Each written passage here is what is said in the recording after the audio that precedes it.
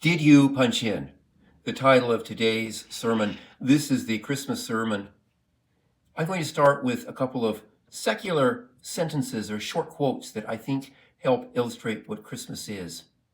Mother Teresa said, "It is Christmas every time you smile at a brother and offer him your hand."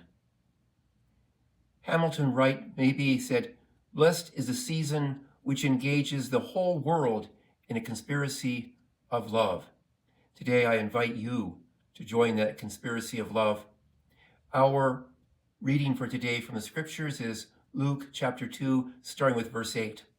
Now there were shepherds in that region, living in the fields, keeping watch over their flock. The angel of the Lord appeared to them, and the glory of the Lord shone around them, and they were struck with great fear. The angel said to them, "Do not be afraid, for behold, I proclaim good news of great joy that will be for all people. For today in the city of David a Savior has been born for you, who is the Messiah and the Lord. And this will be a sign for you. You will find the infant wrapped in swaddling clothes, lying in a manger." And all of a sudden there was a multitude of heavenly hosts with the angel, praising God and singing, "Glory to God in the highest, and peace on earth to those whom his favor rests." The visit of the shepherds is the next portion. When the angels went away for them to heaven, the shepherds said to one another, "Let us go then to Bethlehem to see this thing that has taken place, which the Lord has made known to us." So they went in haste and found Mary and Joseph and the infant lying in the manger. When they saw this, they made known the message that had been told to them about this child. All who heard it were amazed by what had been told to them by the shepherds. And Mary kept all of these things in her heart. Then the shepherds returned, glorifying and praising God for all they had seen and heard, just as it had been told to them. Peter Marty is the editor and publisher of the magazine The Christian Century. Marty indicates that in the birth of Jesus Christ, God shows up in profound humility, taking up little oxygen in that cattle stall. To Marty, the Christ child brings no coercion, no imposing will, no intimidation, no arrogance, no power plays, and no siege mentalities. He continues stating, "In the awesome simplicity of a child, God comes to redeem hearts, not to rule nations." One of the more prolific Bible commentators is William Barclay, who wrote the Daily Study Bible covering the entire New Testament. Barclay says that there was no room in the inn, and that was symbolic of what was to happen to Jesus. The only place where there was room for him was on a cross. While Jesus did not exclude the rich and the powerful, Jesus is identifying with the ordinary person, including the ordinary people of the world. This is in contrast with some of the ancient rulers who portrayed themselves to be essentially gods while living lavish lifestyles. The manger, a feeding trough, is Jesus' bed. In some ways, this seems to foreshadow Jesus' ministry. This humble beginning shows that Jesus is with all humanity. Yolanda Pierce is a dean and professor at Vanderbilt Divinity School. Pierce observes that God chose the sound, sight, and smell of a stable for Jesus over the setting of oligarchy. I think this is true. The list of those who got invitation to attend the stable party seems to focus more on ordinary people than on the ancient equivalents of Elon Musk, Larry Page, or Jeff Bezos. The presence of Christ has universal appeal because even those who feel excluded from society and discriminated against are invited to see the Christ child. There's a lot of symbolism here to who was invited to see baby Jesus. They're the Magi, who you might know as the wise men from the East. David Longenecker, a priest and theologian, wrote the book The Mystery of the Magi. He notes most scholars think the Magi were Zoroastrian priest astrologers. In my understanding, this means the priests were not Jewish, and they might have been what we would currently call psychics. I think the presence of the Magi shows that God is a big tent God, a God who enthusiastically invites all of humanity. The gospel is a universal movement, a movement to all nations, to all people, not a nationalist movement restricted to one group of people or to one nation. Longenecker cites Isaiah 60 and Psalm 72 in support of the fact that Christ came into the world, and that is for all people, not only the Jews. While the Bible does not name the wise people, tradition gives us several names. Some of the names of the wise men that have come through tradition, these magi, include Balthasar, Melchior, and Caspar. Caspar can mean treasure keeper. Melchior means has a sense of the king of light, and Balthasar can mean God save his life or God will help. The meanings of these names seem to foreshadow the work of Jesus' ministry. Christ was the light, the one who held life-giving treasure, and the incarnation of the helping God. I'm going to show you something in a moment. I want you to look at it for just a moment and think about what it might mean. Now, as you can tell, this is a watch. You might be able to make out the different numbers here on the face of the clock. This is not a pocket watch. I carried one of these for 6.5 years, and they can get to be a bit heavy after 8 or 10 hour shift on your feet. You might have worked a job where you had to punch in. I had to do that when I worked in a cafeteria setting. A little card with my name on it, punch in when I started. It would log the time, and when I left on break or left work for the day, punch out again, and somebody then had to calculate out manually the hours that I worked. We had something very different than this when I worked for the government. Each person had what was essentially a clock of their own, a little place where they plugged in their plastic key, and that allowed the timer inside to log up automatically the number of minutes that you had worked. So it could tell at the end of the day if you'd worked the required number of hours, and at the end of the month if you had worked the required number of hours. So this is similar, but different. This is portable. So a security guard would carry this around with them all night. Every place they went into, they would need to log that they had been there. And they would log that they had been there by taking one of these.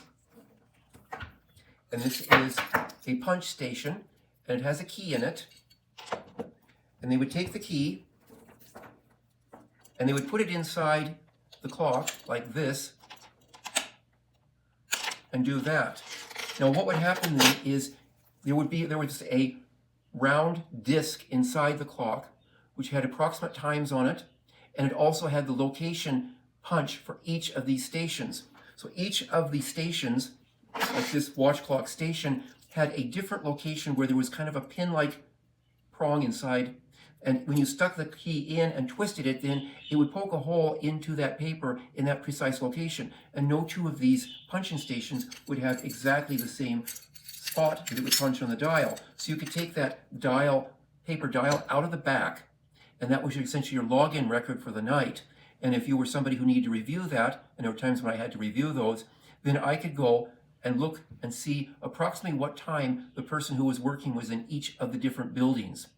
The purpose of this was to make sure that security guards went to each of the buildings they were supposed to go to, and they were working. They hadn't fallen asleep on the job or something. They had gone to all of the buildings that they were assigned to go to. In other words, they had done the universal job. They'd done it all. This is kind of like the task of Jesus' ministry, somehow bringing hope, life, and salvation to all by going to all peoples and punching in, making an impact on the hearts and lives of all people. When the children of Israel were in a slave pit in Egypt, God met Moses at a burning bush. Moses asked God, "What is your name?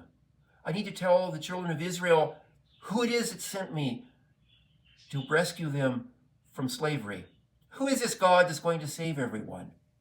The meaning of the name that God gave Moses is debated. One possible meaning is found in Rabbi Gunther Plaut's commentary, and it is, "I will be what tomorrow demands." Zoom forward hundreds of years, the children of Israel have been conquered by the Roman Empire. They are living as people in the Roman Empire under Roman rule. And God comes to the people there, Emmanuel. God will be what tomorrow demands. The helping hand of God is seen at both the beginning and the end of Matthew's gospel. Pastor Rowan Orrick made an interesting point in an online Bible study. She said to the effect that the Gospel of Matthew starts with Emmanuel and ends with Emmanuel. I'll see if I can expand on that because she didn't have much time to expand on it. In the first chapter of Matthew, there's an announcement that Jesus is Emmanuel, God is with us. The last chapter of Matthew affirms that God remains with us. Matthew starts and ends with this affirmation of Emmanuel, God is with us. The ending of the book of Matthew, Jesus says, "And behold, I am with you always, until the end of the age." Jesus being with all of his disciples until the end of time is Emmanuel. God is with us. This is an important one for us to remember in the province. In Alberta, the government has used, in the period of about 1 month, the notwithstanding clause 4 times to reduce human rights. So the period of less than 2 months, the notwithstanding clause limiting human rights was used 4 times. Repeating that because I think it's so important. And there are people who feel a bit oppressed by that. And that's why this story is so relevant. That God is with us, that God is here, that God is ministering to us, even when it doesn't feel good, even when it feels like our basic human rights have been taken away. I'm going to conclude with a story that I'm hoping will help you understand what it means to carry a watch clock everywhere you go, to punch in everywhere you go to ensure that all around who need help have received help because you were there, you were present, you were being a sort of a incarnation of the role of Christ by being the one who brings God is with us to neighbors and to those in need. One of my favorite social media accounts on Threads is Story Page. One post tells of an Uber driver and the mother of a sick baby. The Uber driver, Hassan, got an urgent phone call about 11 o'clock from the mother. The mother explains, "The ambulance was just here. My baby stopped breathing, and I have no car." Hassan said, "I'll be there in 15 minutes. He wasn't there in 15 minutes. He got there in 12 minutes. On the way to the hospital, he kept talking to the mother and calming her and assuring her that he was going to be with her. He drove to the hospital, parked illegally, and escorted her to the correct department of the hospital to get into and get an appointment and get the baby checked. He refused payment.